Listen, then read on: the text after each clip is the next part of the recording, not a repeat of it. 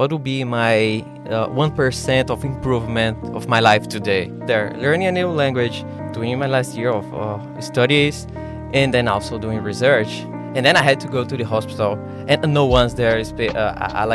Was able to speak in English with me. You don't belong to the place where you're living in. Really, I cried a lot. Then you start enjoying this chaotic world.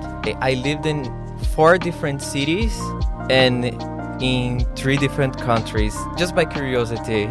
It was and it's still my secret to study. And then in the end, I was like, I'm happy.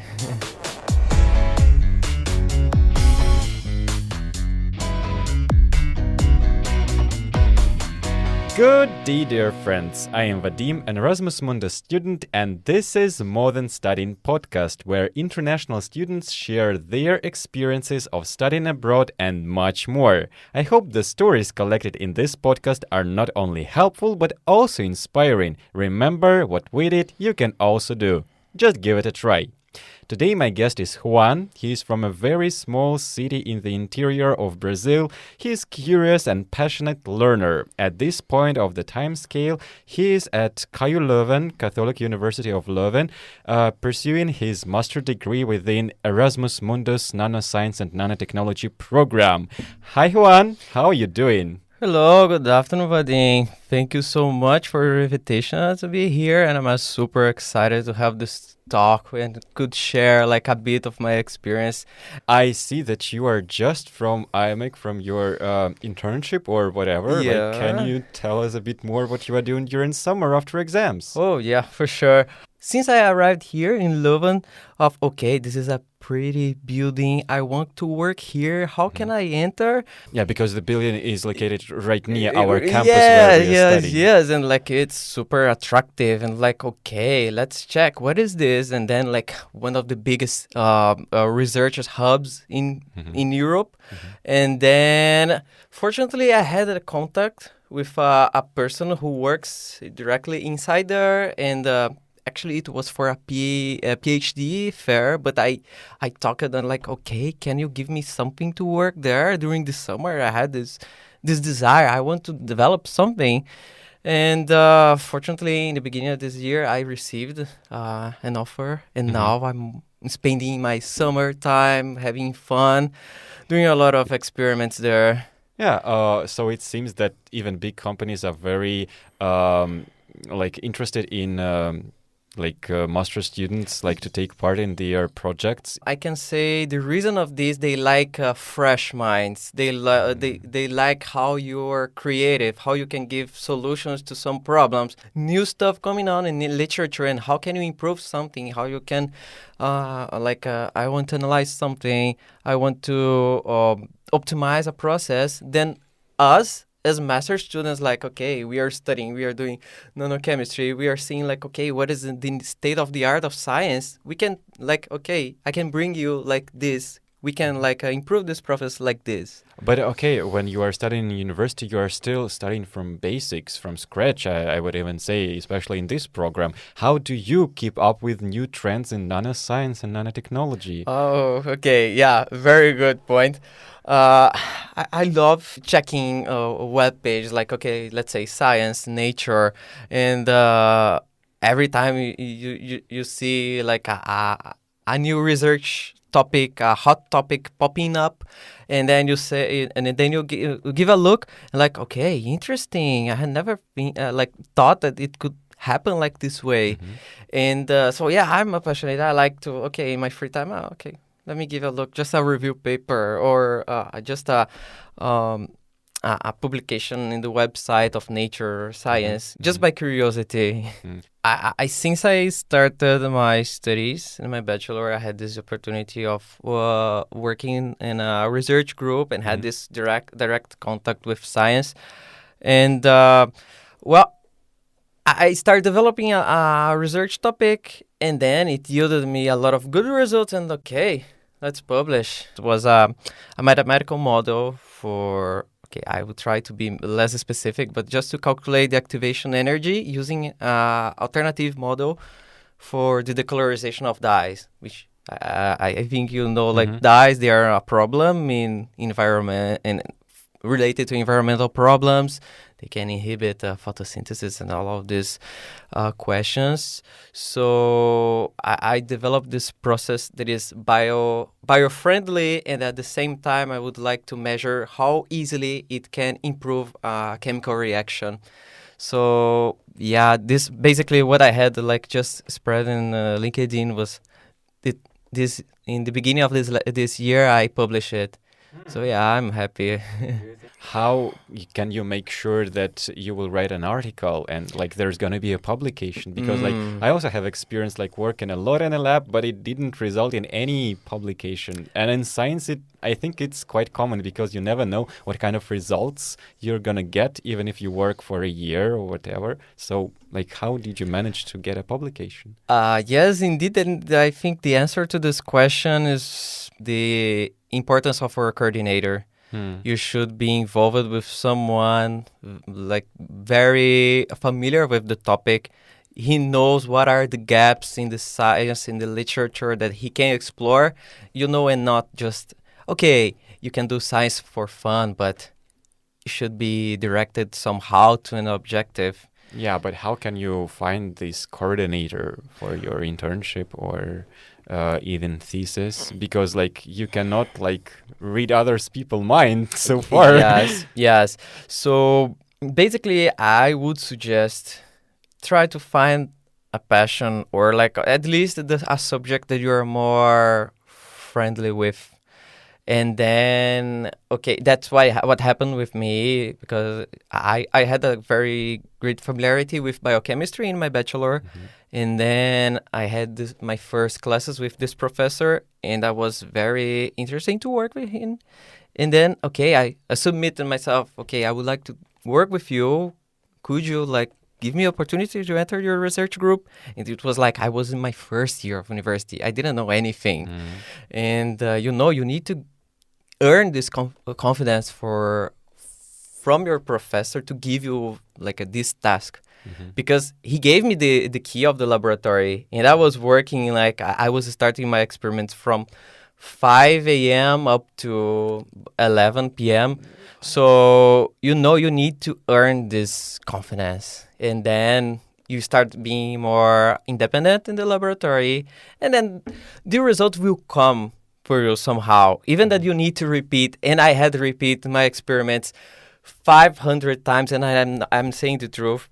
You can repeat a lot of times.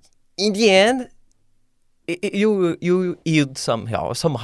You have it. So you say that just like experience and being very stubborn, probably. Yes. Yes. This is something that matters.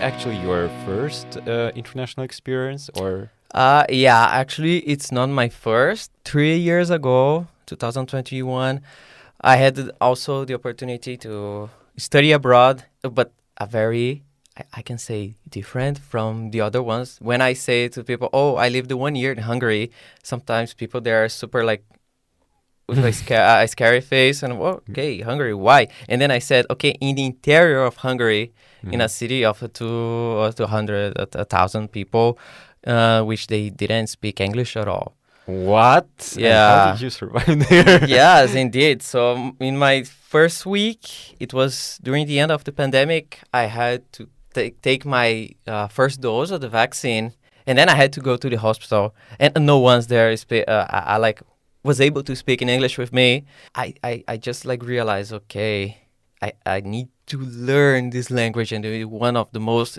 difficult language in the world. I think that I developed my passion of learning new languages. You enter in the culture. When you start learning the language, the local language, I think you feel more the environment that you're in. And yeah, during this experience in the interior of Hungary, in Debrecen, in University of Debrecen, I was also awarded with a scholarship, which I think it helps a lot. So I really like it, and I'm so grateful for this who is interested in searching for this scholarship. It's called the Stipendium Garicum. And they offer for bachelor, master, and PhD. And also, I had this curiosity. I was there not just to study, but like, okay, I want to do research here. So should I search for a group? And then I found a group. They were very friendly with me because I was the only bachelor student working there. Everyone was a PhD student. And then I was doing a research in analytical chemistry, more specifically in microfluidics to analyze proteomics, which is, okay, how you differentiate different types of proteins. So, yeah, I really like it. So, okay, I was there learning a new language, doing my last year of studies, and then also doing research. And then in the end, I was like, I want to continue doing this. This is the link to what I'm here today, because in my last month there, I started searching for a program. And then I just found the EMM Nano, and I was like all the time saying to my roommate, in 2 years I will be living in Belgium. You see, I want to do this program. And then it happened. And I told her, like, when I had received my result, she was like, "Oh, I'm so happy for you. Like, you deserve it. I remember you, like you say, like 1 year ago, you want to go there, you want to study in Q Leuven, and then, thankfully I'm here today." So do you enjoy this experience so far? Yes, like in all the aspects. I think I changed a lot my personality because, before I was super introvert. I didn't like it, to get out of my comfort zone or anything related to this. And then, like, okay, in Hungary, I saw, like, okay, I need to do new friendships. I need to talk with different people that I had never had contact before. In the beginning, it was scary. I think for everyone who wants to pursue international student life, they need to keep this in mind. In the beginning, it will be scary. You fear what is going to happen, but then you start like enjoying this chaotic world, and you start to identify yourself. You become more flexible as well. Yes, indeed. Do you focus on building close relationships, like close friendships, when you are traveling a lot, or you are focusing on weak connections? And what, from your point of view, is more important for international students? Because this is, you agree, a great opportunity to study abroad in another university, in another country, and actually like join all these research groups. Yeah, I lived in 4 different cities and in 3 different countries, and I had to say that in all those places I still have like very, very, very true friendships that, like, I can stay like 2 years without talking to this person, and when I just send a message, like, I can, like, everything is normal. So I look to have weak bonds, okay, make friendships with everyone, like being very social. But I believe that, like, most of those friendships, when they are true friendships, really, I have people that I will never forget. I'm very homesick from each of those places. Like 1 month before moving from those places, really, I cried a lot of, you're feeling like, oh, I'm not going to see you other time. Past year, for example, some friendships that I had in Hungary that I thought that I would never see them again, I met them, and like it was super fun. Like, wow, the last day that I was here, I couldn't imagine like that we are going to like be everyone together. Yeah, you can have like a weak friendships. You can like just talk, have a acquaintance, but I'm most of the type of having long-lasting friendships. Yeah, that makes sense to investigate in strong relationships, for sure. But I think it's also something that happens naturally. If it is a strong bond from both sides, it comes naturally. It's not something that you can force.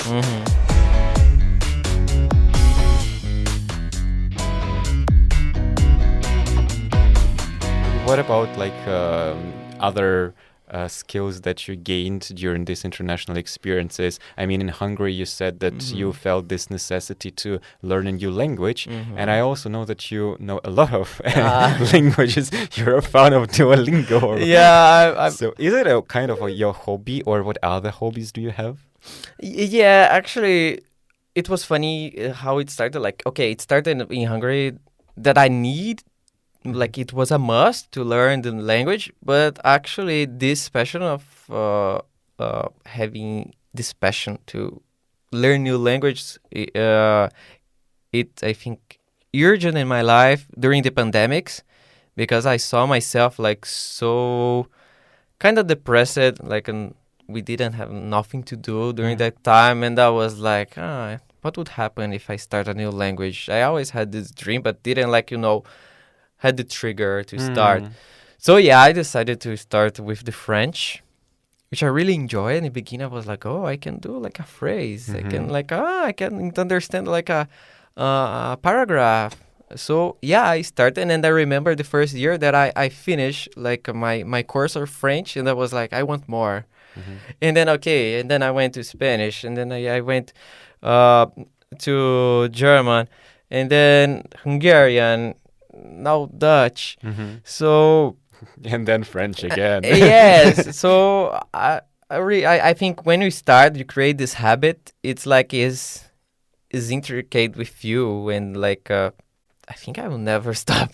Yeah. So like okay, now I want to I want to learn how to write the Arabic alphabet. Wow. What is Cyrillics? But yeah, it's one of my hobbies. And then, yeah, I think I equilibrate this, make the balance with also sport. But I consider myself a very sport addicted person. So I always joke that, okay, I need to make my mind more tired. Then, okay, I need to equilibrate. I need to like just had a fatigue with my body. It was and it's still my secret to study. To okay, when I feel that like I'm super wasted, I cannot like understand or watch a lecture.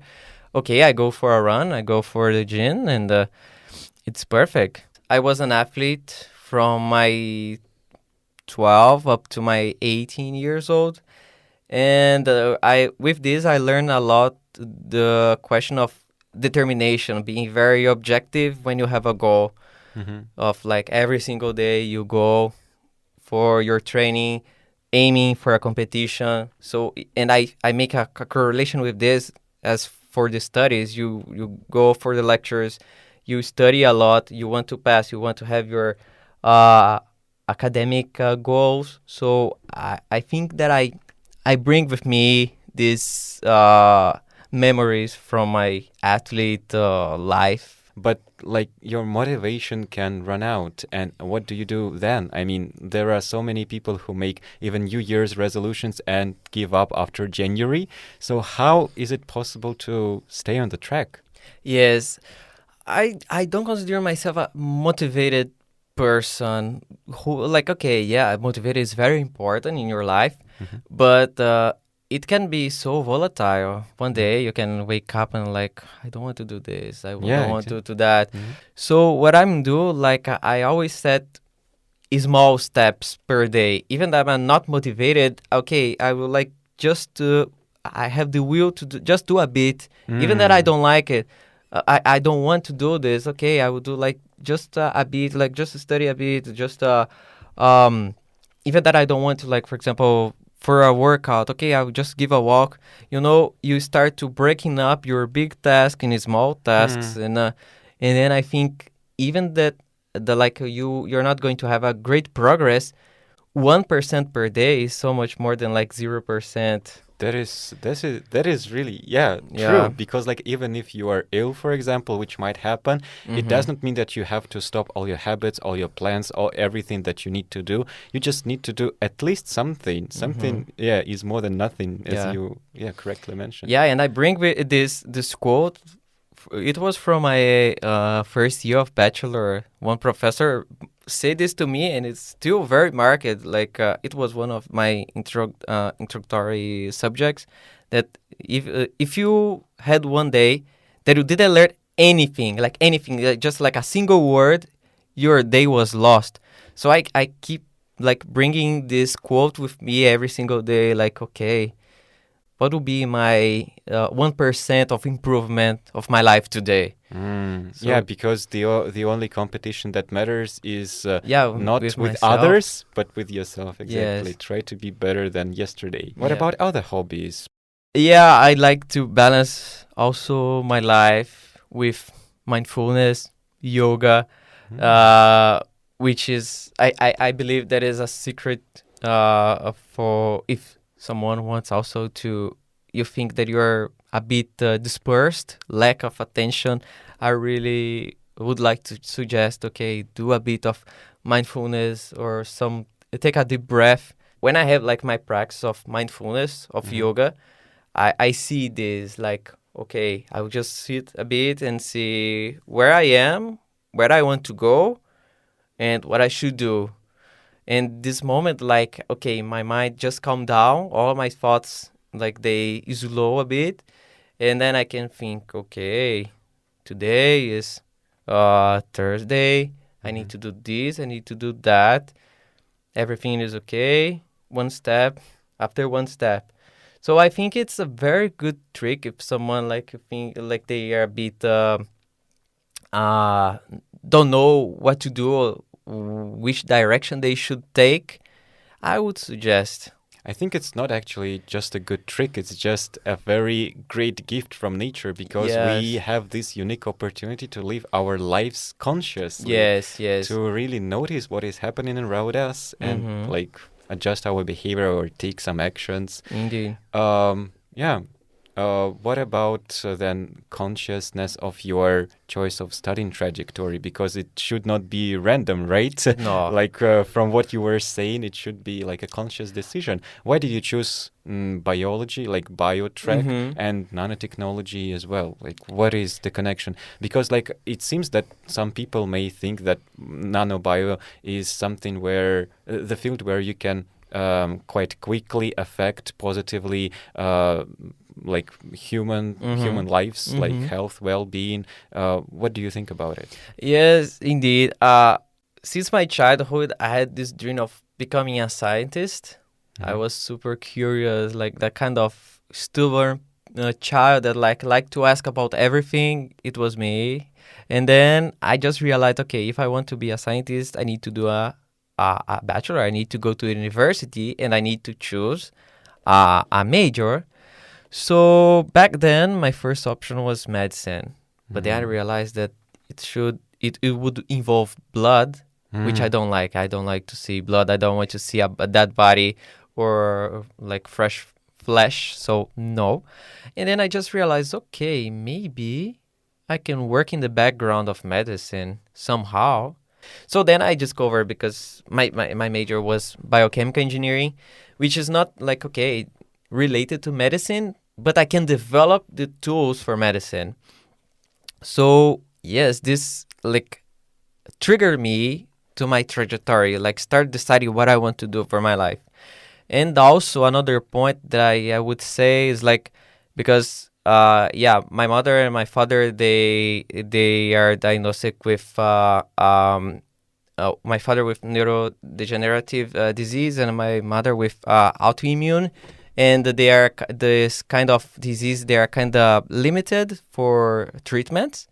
And they had the treatments with alternative approaches, which are in development in the university. So I was very triggered, like, okay, I can do the same. I want to do like help these kind of people somehow with doing a research in, I don't know, something related to biomedical. I can see the future of what I'm working on, how it can help people. It's like not for tomorrow. Unfortunately, science is not like dictated by this. Everything is like in a long term. But I can imagine, from very small results, you can have like some kind of perspective how it can impact the life of people in the future.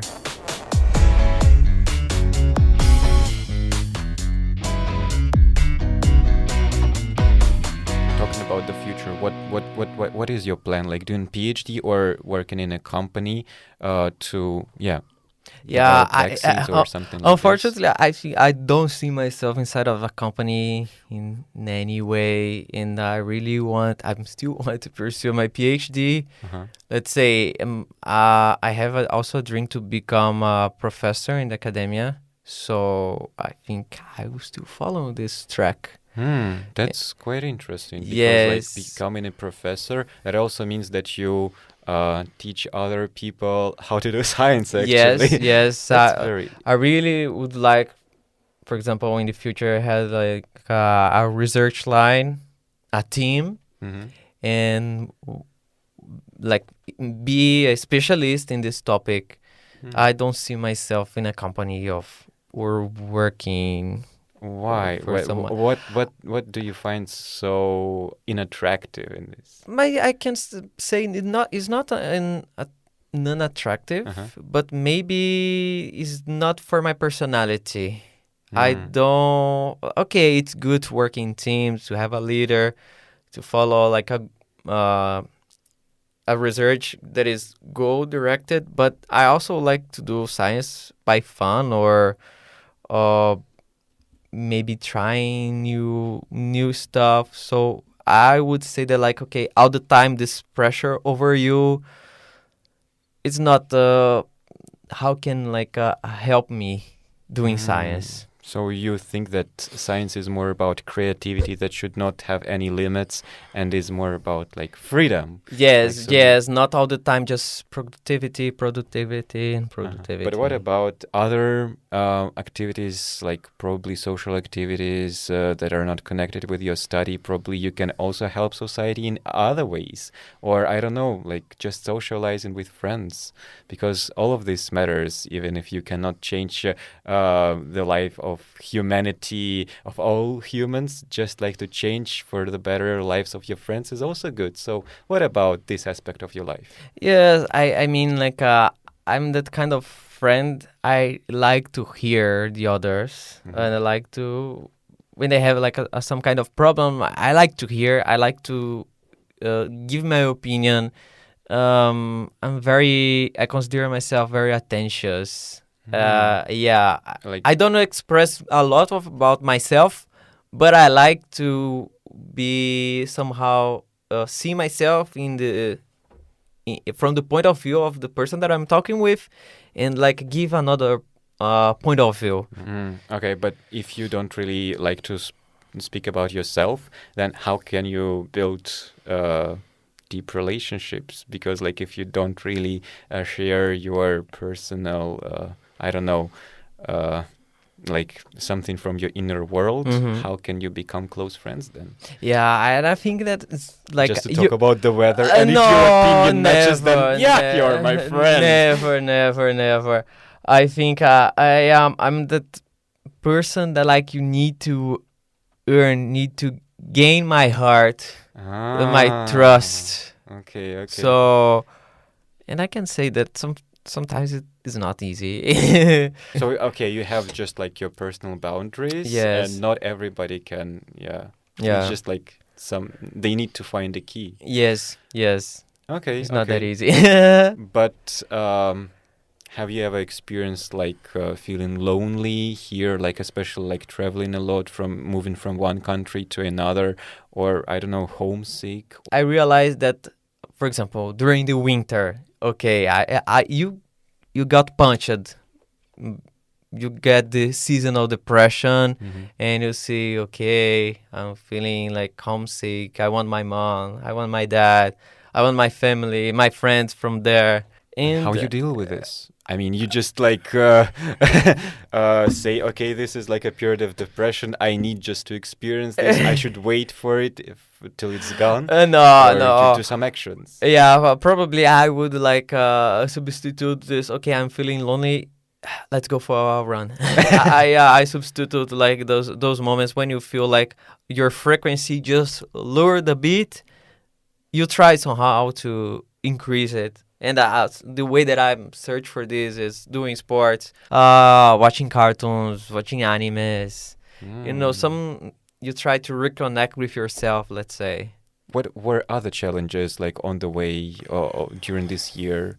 I think the challenge of, let's say, from an international student life, I would say sometimes, I don't know if people also feel like this, and also I consider this for my future, is the feeling that you don't belong to the place where you're living in. The feeling You're of always community, which is, from my perspective, is important. Let's say, for example, in Hungary, I could see that they saw that you are not a local. They will not create like the same friendship, the same connection with you as if it's like a person from the local, from this place. So yeah, unfortunately, it's a side effect of international student life. You feel like you don't belong to the place, but at the same time, you can deal with it. How? Like, Just like to become friends with also international students? Yes. And he isn't very important when you are like in this international student life. You can like have this connection with another international students. So here is easy. Like, okay, I made a lot of friendships, Latino friendships that are more related to me.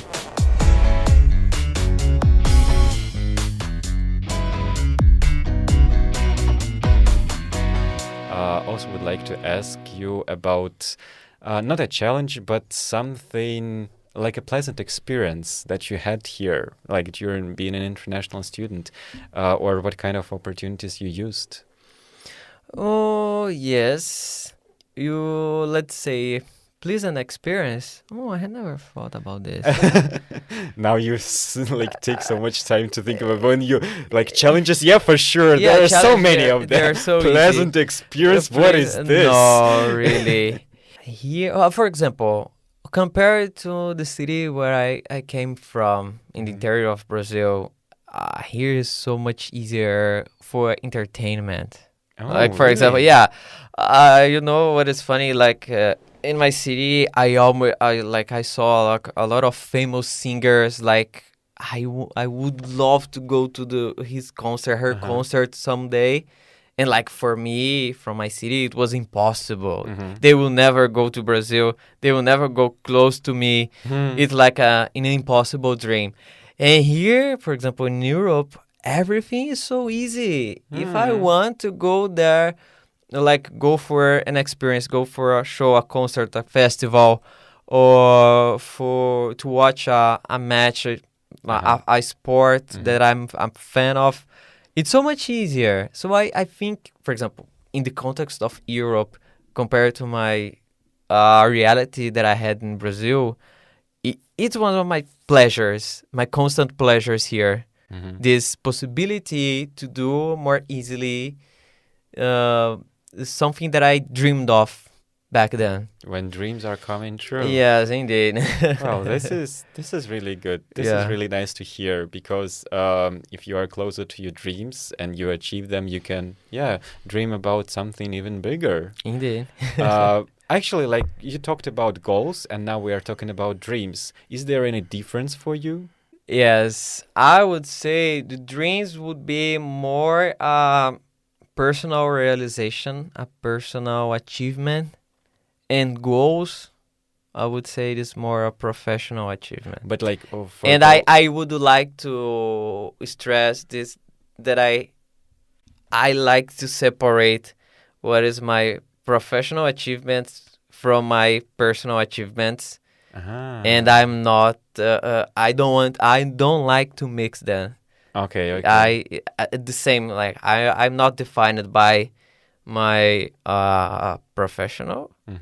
It's different from my life, and it's very important. That's indeed important because, like, for PhD, a lot of people say that you can focus too much on your project, which can become at the end of the day your life. And if you are failing with your project, you are failing with your life. Yes, which is sad. So you indeed and what separate. the data had shown, like a lot of PhD scholars having a lot of depression and this feeling of being abandoned. Like they start mixing different spheres of their life. For example, okay, I'm focusing too much on the PhD, and then you see that his or her life is completely abandoned.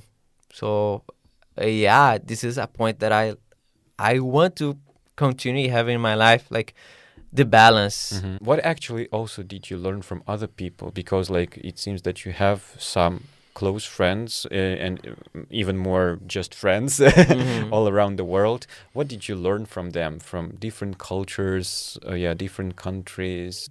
The cultures are different, and how they demonstrate their love or their personality.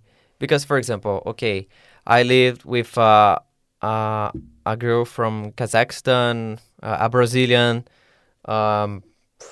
so different personalities, and you start to see, very personal details of those people and how they react to the world. And I like to see, because I'm a kind of person, I like to read you. I like to see your reaction to something, to how you're going to like behave under a certain situation. So I'm a kind of people that I like to read, and I like to see this from different cultures. What kind of like piece of advice you can give actually to people who are going to be international students, or how can they prepare for this experience, or I don't know what they should focus on now? Yeah. Let's say first, okay, which is for me it wasn't so.